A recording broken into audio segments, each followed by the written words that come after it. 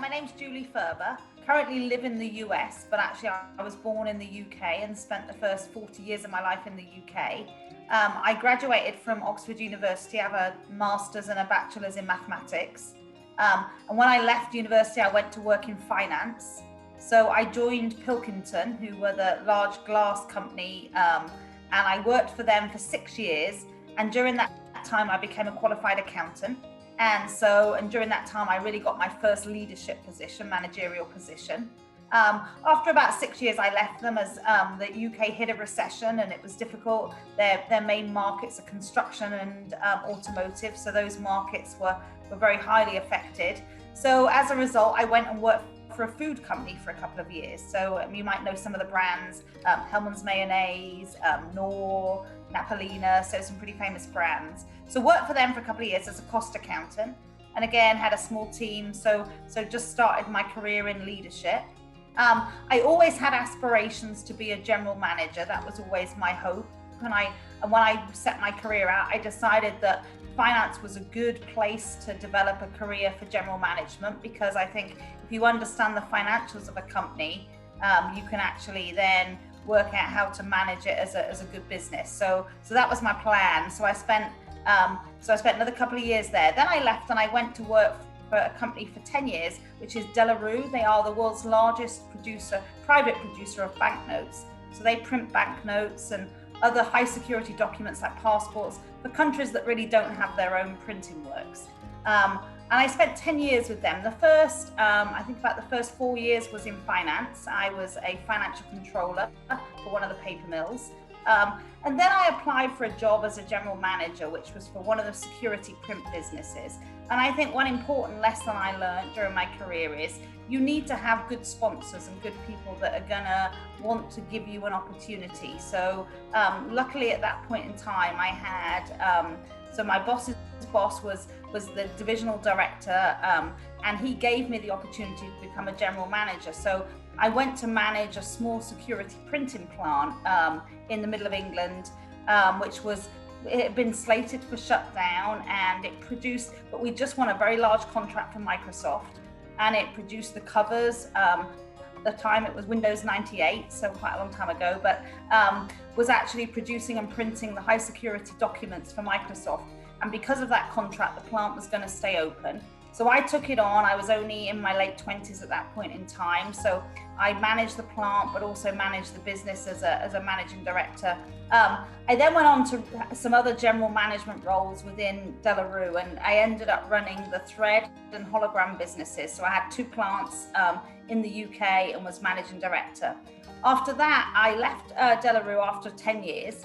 And was headhunted to join Cummins back into a finance role. And at that time I thought, I really have left finance behind. I'm more of a general manager now. But they said they wanted a business leader to go and work in the business. So I did, and I was the global controller for their alternator business, which I had teams all over the world, in China, India, Mexico, the UK, Germany, Romania. So I had a global team, and that was a great experience for me to have a really truly global team, and also manage a very large business. We grew the business over that time.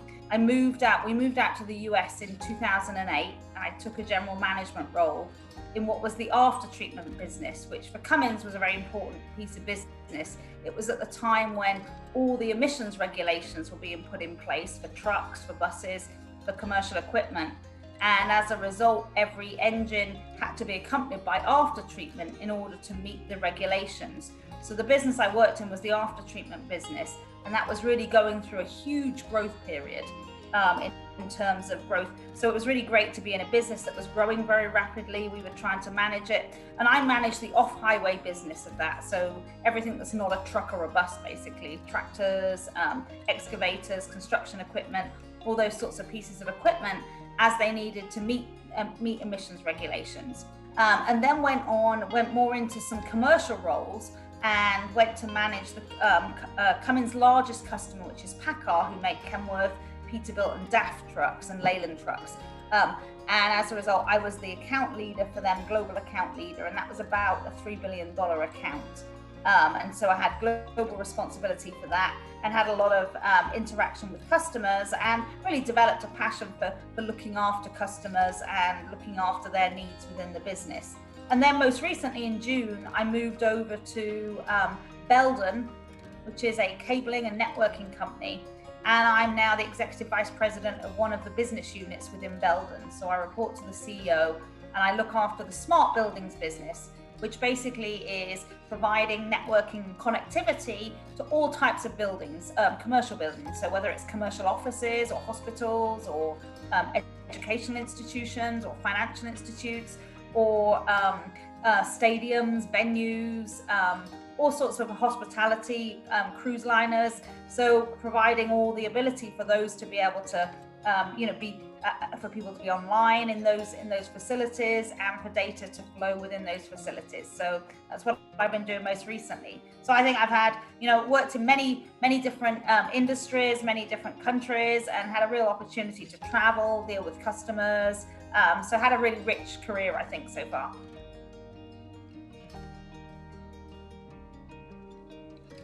One is, I think you should always consider opportunities. I mean, if I'd have planned my career from day one when I walked out of university, I would never have guessed this was going to be my career. I would never have guessed that at some point I was going to care about trucks going down the highway in the US. So I think you've got to take what comes and consider every opportunity.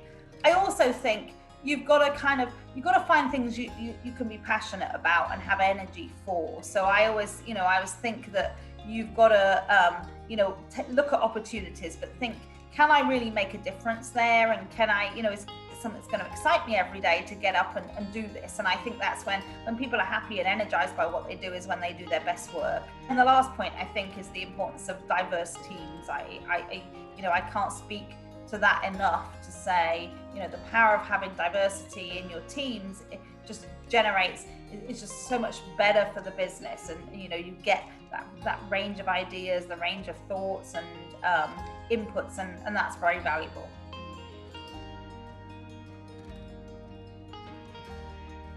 There's a presumption that because I'm the only woman there, that I'll do those administrative tasks. Whereas it's like, why couldn't that guy do it?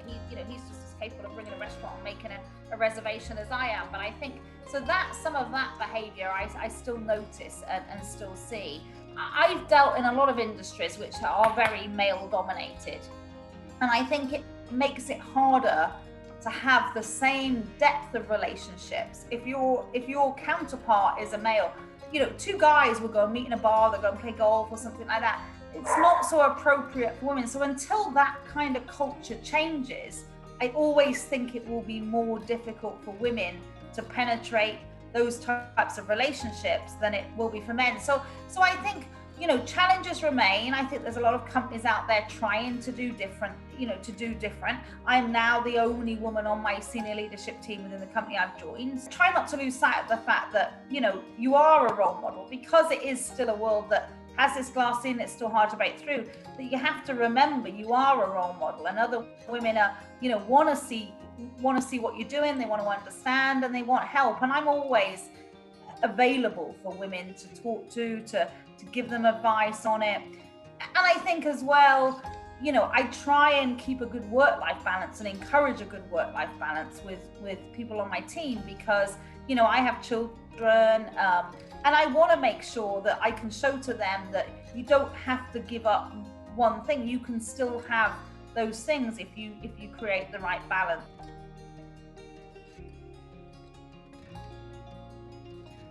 I think what I tell everybody is, find what you love, work hard at it. And I think don't be afraid, and don't be put off by the environment you're in. Just push forward. I think, it will work out well.